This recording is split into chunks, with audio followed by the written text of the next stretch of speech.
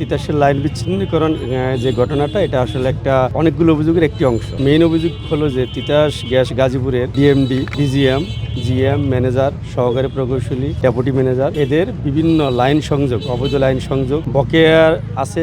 বকেয়া থাকার পরেও তাদের নিকট থেকে অবৈধভাবে ঘুষ নিয়ে লাইন না কাটা, আর যেগুলো একবার কেটেছে সেগুলো আবার নতুন করে সংযোগ ডেকে টাকার বিনিময়ে, এই সমস্ত অভিযোগের প্রেক্ষিতে আমরা আজকে দুদক সদর গাজীপুর থেকে একটা অভিযান পরিচালিত হয়। সেই অভিযানে আমরা লক্ষ্য করছি সকাল 10:30 থেকে বা 10টা থেকে নিয়ে আমরা তিতাস গ্যাসে গিয়ে বিভিন্ন কাগজপত্র দেখি। সেখানে আমরা প্রথমে লক্ষ্য করি যে আমাদের একটা অভিযোগ ছিল যে এখানকার যে ডিএমডি আছে, ডিজিএম আছে, ওনারা তাদের অফিসের থেকে যে বরাদ্দকৃত গাড়ি আছে সেগুলো তারা ইউজ না করে পারিবারিকভাবে ইউজ করে। ঢাকায় তাদের বাসা, ঢাকায় ইউজ করে ফ্যামিলিগত। আমরা এসেই এর সত্যতা পেয়েছি, দেখি যে না, ওনারা দুইটা যে গাড়ি আজকে ঢাকাতেই আছে। ওনারা মৌখিকভাবে স্বীকার করেছে যে না, আসলে এগুলো তারা ব্যক্তিগতভাবে ইউজ করতেছে, মাঝে মাঝে নিয়ে আসে। আর অফিসে আসে অন্য যে গাড়িগুলো আছে, বাইরের গাড়ি, আউটসোর্সিং এর গাড়ি, বিভিন্ন টেন্ডারের গাড়ি, সেগুলো দিয়ে তারা অফিসে আসে, ম্যানেজারের গাড়িতে আসে। এটা একটা বড় একটা দুর্নীতি আমি মনে করি, যে অফিসের গাড়ি পরিবারে ইউজ করতেছে। এটা একটা অভিযোগ। আর একটা অভিযোগ ছিল যে এখন তো আবাসিক লাইনগুলো বন্ধ, বিভিন্ন শিল্প প্রতিষ্ঠান রয়েছে, সেই শিল্প প্রতিষ্ঠানের অনেকগুলো লাইনের আবেদন করেছে। কেউ আবেদন করেছে নতুন সংযোগের জন্য, কেউ আবেদন করেছে তাদের লুট বৃদ্ধির জন্য। এখানে আমরা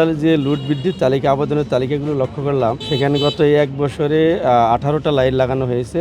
আবেদন করেছে অনেকগুলো লাইন। সেখানে পিছনে যারা আবেদন করেছে তারাও আগে পেয়ে গেছে। তার মানে এখানে আমরা ধরতে পারি যদি এগুলো বোর্ডের অনুমোদন হয়, কিন্তু এখানকার আবেদন ছাড়া, ফরওয়ার্ডিং ছাড়া তো এগুলো পাস হয় না সাধারণত। তাহলে এখানে আমরা কাগজপত্র দেখে আমরা প্রমাণ করতে পারবো যে আসলে পিছনের সিরিয়ালের থেকেও কিভাবে সে আগে শিল্পাঞ্চলের লাইন পেল। এখানে যে অভিযোগ হয়েছে টাকার বিনিময়ে তারা পিছন থেকে আবেদন করেও তারা আগে লাইন পাচ্ছে, আগে যারা আবেদন করছে তারা টাকা দিতে পারতেছে না, বিদায়ী তারা কোনো লাইন পাচ্ছে না। একটা শিল্প প্রতিষ্ঠানের লাইন প্রচুর হিউজ পরিমাণ গ্যাস খরচ হয়, সেখানে একটা গ্যাসের সংযোগ লাগাতে অনেক টাকার ব্যাপার সেপার। সেখানে আবার আরো কিছু প্রতিষ্ঠান ছিল সুনির্দিষ্ট, যে ওই প্রতিষ্ঠানগুলোতে থেকে রেগুলেটর চেঞ্জের বিষয়ে তিতাস গ্যাস কর্তৃক বিভিন্ন বড় ধরনের অ্যামাউন্ট গ্রহণ করেছে। ওই প্রতিষ্ঠানগুলো দূরে থাকাতে আমরা কাগজপত্র চেয়েছি। কাগজপত্র আমরা আগামীকাল বা পরশু সরবরাহ করবো। ওগুলো কাগজপত্র দেখে আমরা প্রমাণ করতে পারবো বা বুঝতে পারবো যে আসলে তাদেরকে বড় কোনো অ্যামাউন্ট নিয়ে এগুলো রেগুলেটর চেঞ্জ করছে কিনা বা লুট বৃদ্ধি করেছে কিনা, ওটা আমরা আজকে দেখা সম্ভব হয়নি। আর অবৈধ গ্যাস সংযোগের বিষয়ে যে আজকে এই অল্প সময়ের ভিতরে